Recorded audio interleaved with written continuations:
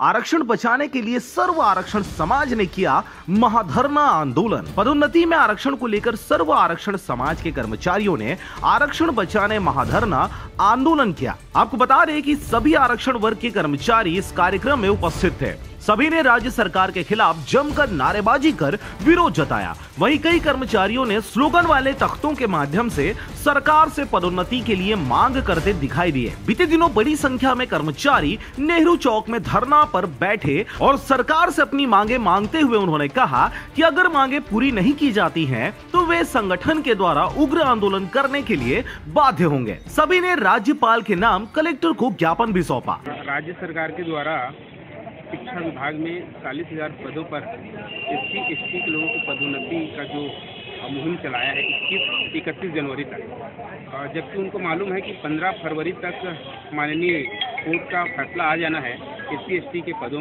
के इनके फेवर में, तो उन्होंने षड्यंत्र पूर्वक 31 जनवरी तक सभी पदों को पदोन्नति करने का जो मुहिम निकाला है, हम उनके भर्त्सना करते हैं। इसी में आंदोलन कर रहे हैं। आज एक दिवसीय आंदोलन है।